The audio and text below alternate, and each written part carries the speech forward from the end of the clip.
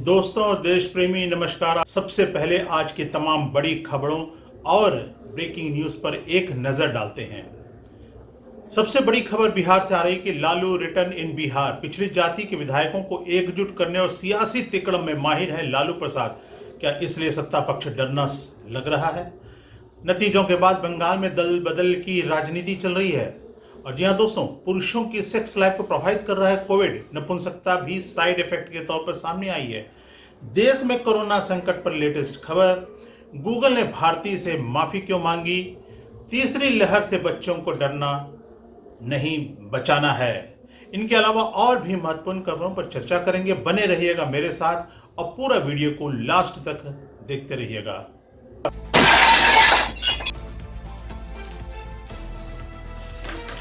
RJD supremo Lalu Yadav जमानत पर बाहर आ गए हैं। वो कभी भी पटना आ सकते हैं, इससे बिहार की राजनीति में गर्माहट है।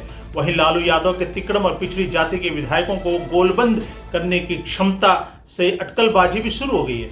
इसे हवा नीतीश सरकार की सहयोगी हम और वीआईपी पार्टी के रवैये ने और भी दी है। वही माना जा रहा है कि लालू के तिकड़म से वाकिफ जनता दल यूनियन और भारतीय जनता पार्टी के अंदर तैयारियां शुरू हो गई है।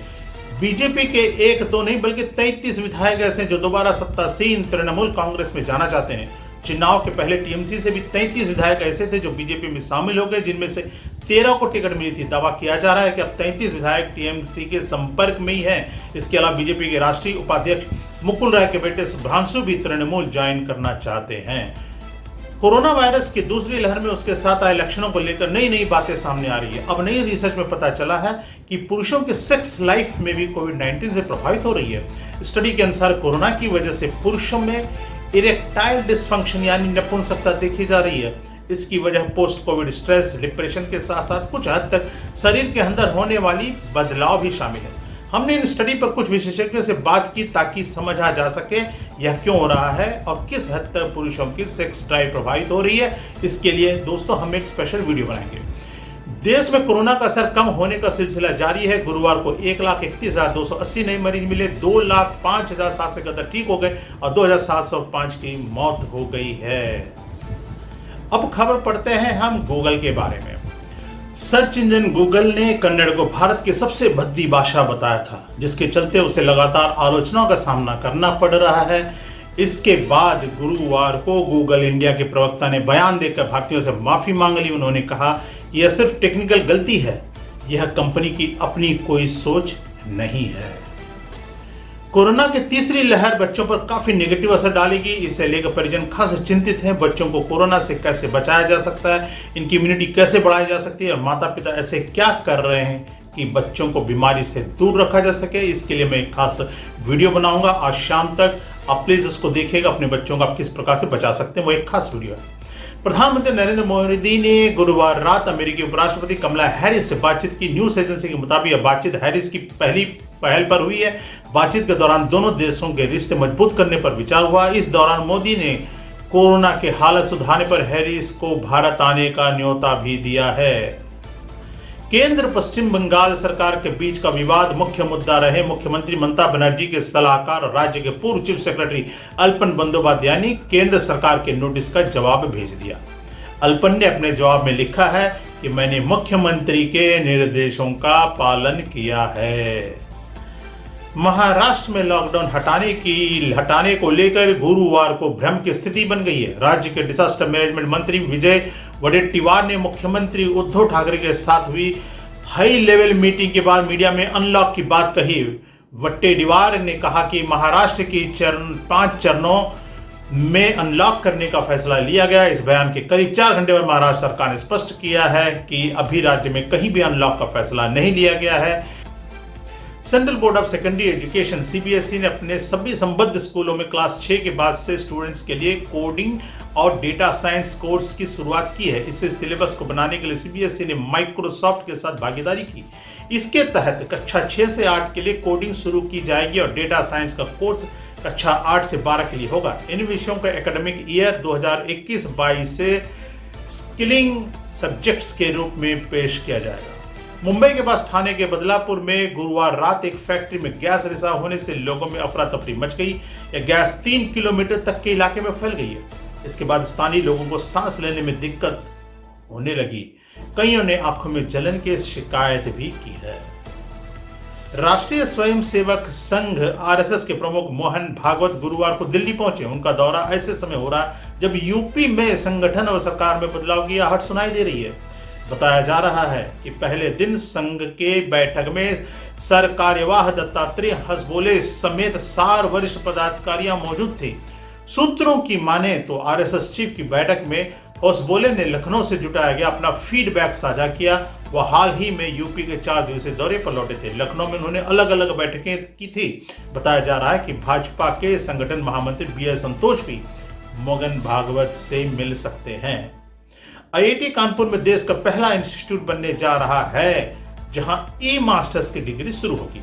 इंस्टीट्यूट प्रशासन ने इसको हरी झंडी दे दी है।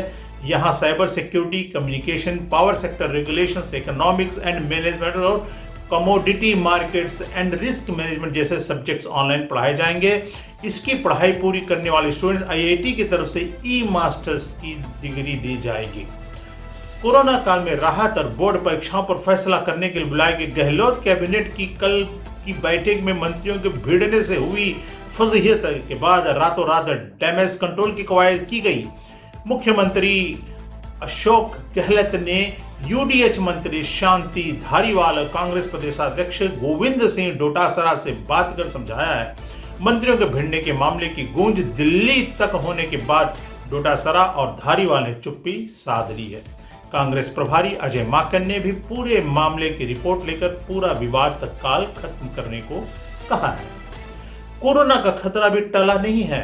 दूसरों के बाद अब तीसरी लहर की दहशत है। संकट बच्चों की सुरक्षा को लेकर आशंका है कि तीसरी लहर में सबसे ज्यादा बच्चे प्रभावित होंगे। बच्चों की सेहत और उनकी रोग प्रतिरोधक क्षमता बढ़ाने की चिंता हर गर्जियस को है। ऐसे में शारीरिक रूप से कमजोर बच्चों को जान का खतरा भी अधिक है। बच्चों की सेहत और उनकी रोग प्रतिरोधक क्षमता को लेकर जब दैनिक भास्कर ने पड़ताल की तो बड़ा खुलासा हुआ। पटना मेडिकल कॉलेज अस्पताल में कुपोषित बच्चों को लेकर बनाया गया पुनर्वास केंद्र ही मनमानी का शिकार हो गया।